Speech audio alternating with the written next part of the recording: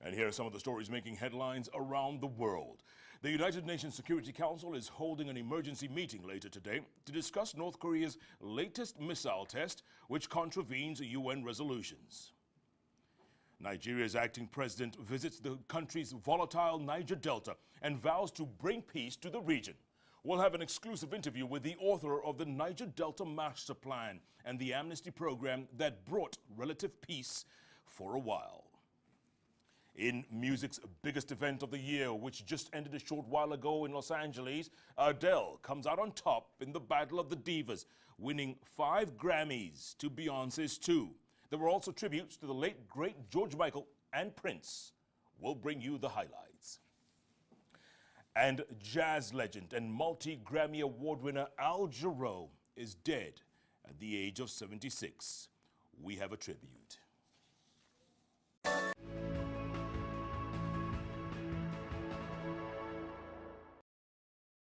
On to our top story of the morning, and the United Nations Security Council is holding an emergency meeting later today to discuss North Korea's latest missile test, which contravenes UN resolutions. The United States, Japan, and South Korea have requested the emergency meeting after leading the chorus of condemnation following the test. North Korea has released more information about the test, which was personally overseen by Kim Jong-un, which was described as highly successful. The Pukguksong-2 missile, a new type of strategic weapon said to be capable of carrying a nuclear warhead, flew about 500 kilometers or 310 miles before falling into the Sea of Japan. Now on to news from the continent, and the Nigerian economy depends on oil exports from the volatile Niger Delta region for 70% of government revenues. Acting President Osinbanjo emphasized the importance of peace when he visited the region last week and met tribal leaders. Now, the acting president says the government is committed to understanding the problems of the Niger Delta and finding lasting solutions that will bring peace and prosperity.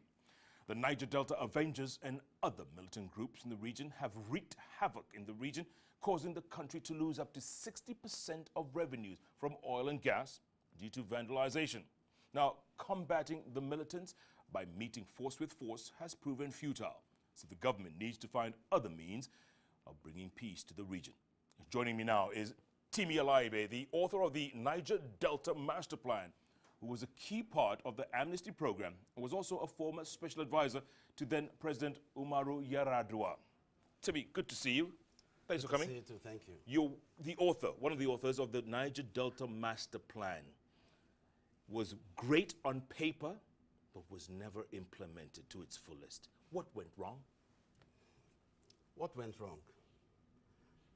Part of the problems of implementation of the master plan had to do with the leadership change that we had, because President Osinbanjo, who gave us the drive to implement, to come through with that plan at the time, had to leave. And then President Yar'Adua took over. But President Yar'Adua bought into the plan.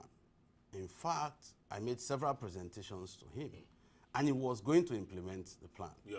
Unfortunately, death took him away. But then, before the implementation of the plan discourse happened, the volatility of the region are taking control of But Timmy, what about the new administration after Yar'Adua? Were they keen to follow through? They never followed through. And that was part of the problem. That is essentially what has led us here. Because as an output of that process, of the amnesty process, which was declared on 26 June 2009, we had 5 legs. There were 5 legs of that program. The first being the DDR program, which was disarmament, demobilization, rehabilitation, and reintegration program. The critical infrastructure and economic development was number 2. Number 3 was environmental remediation.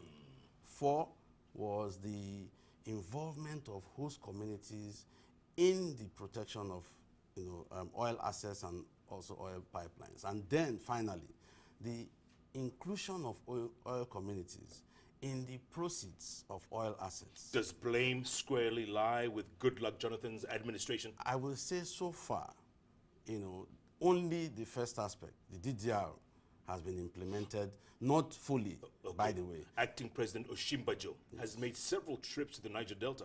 Obviously, it is key. Obviously, he is keen to get the talks back on track. Is that right? Is that correct? We are very delighted at what he's doing, because that engagement process is what the Niger Delta people have been seeking for, even through the PANDEF, the Pan-Niger Delta group, and the 16-point agenda.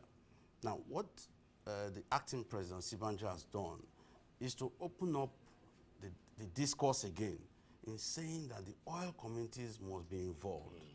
It's a new vision that we see. We also see that this will lead to a Niger Delta policy. There has been no Niger Delta policy up to this point, apart from the master plan that wasn't finally implemented. Tell me something, Timmy. The Avengers and other groups down there, how do they feel right now towards the government? Do they feel once bitten, twice shy? Do they feel that they still want to negotiate, or is it all-out war? There is distrust, not just of what this government has done, but of successive governments' approach to the Niger Delta, of what they see as tokenism, what they see as an attempt to buy their attention rather than constructive strategy. Will this change now? Implement that plan. Will it change now with Osinbanjo and when President Buhari comes back? I hope so. We have hope that now that he's discussing the involvement of host communities, for example, the economic aspect of wanting to convert the illegal miners, the illegal refineries, those in that business, to now properly be involved in the proposed modular refineries, in line with the African, review proposal. What's his name? The former UN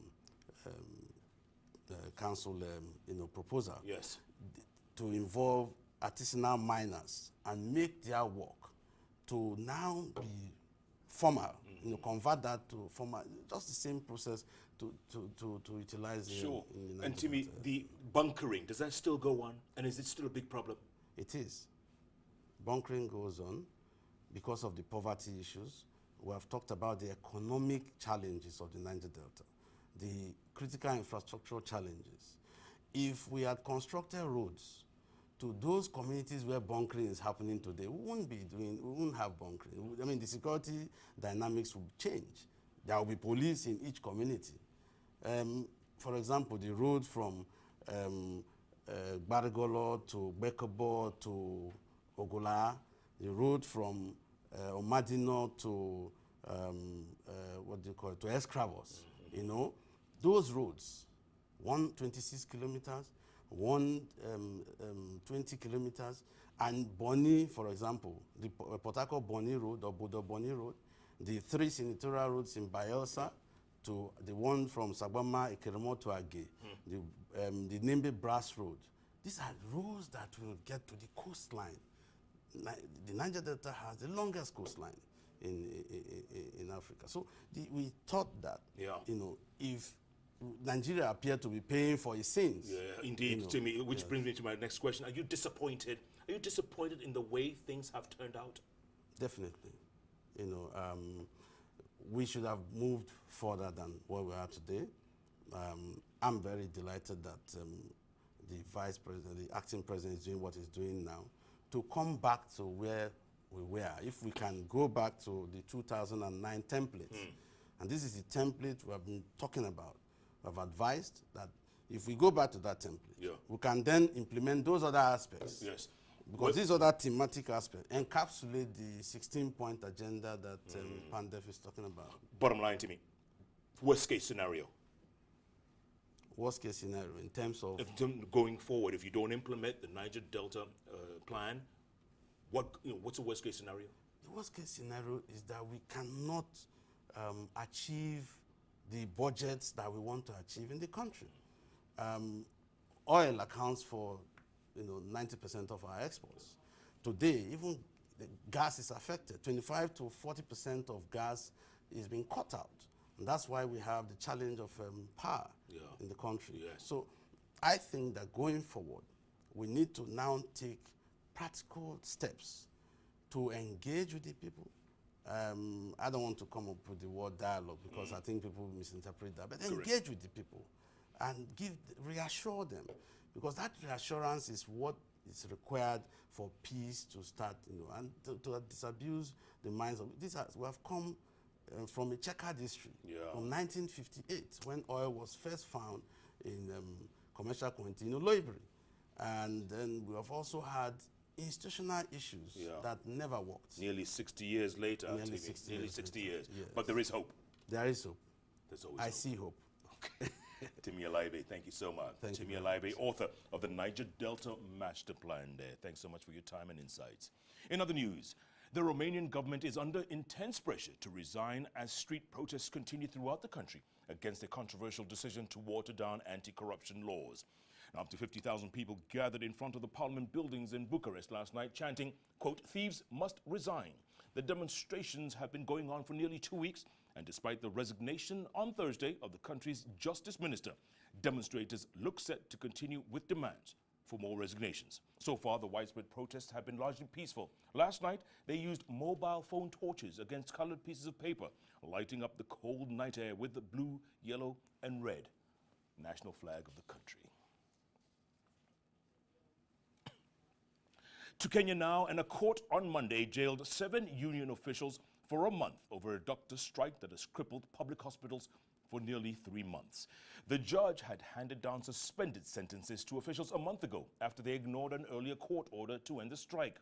Jailing them for contempt of court, the judge said the officials had provided no reason for the punishment not to be deferred. The 7 officials were handcuffed and driven to jail past placard-waving supporters gathered outside the court.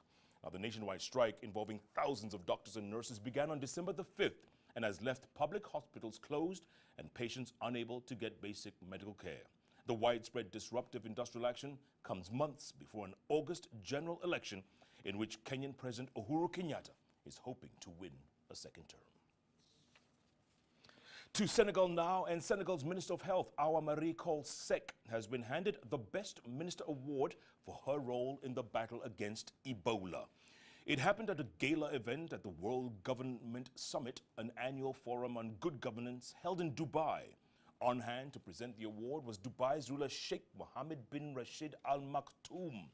Now, the award was in recognition of her role in defeating Ebola through prevention and information programs. The worst ever outbreak of the deadly virus started in December 2013 in southern Guinea before spreading to 2 neighboring West African countries, Liberia and Sierra Leone. That outbreak killed more than 11,300 people out of nearly 29,000 registered cases, according to the World Health Organization. Now, the WHO declared the epidemic over in January this year, but this was followed by flare-ups in all 3 countries.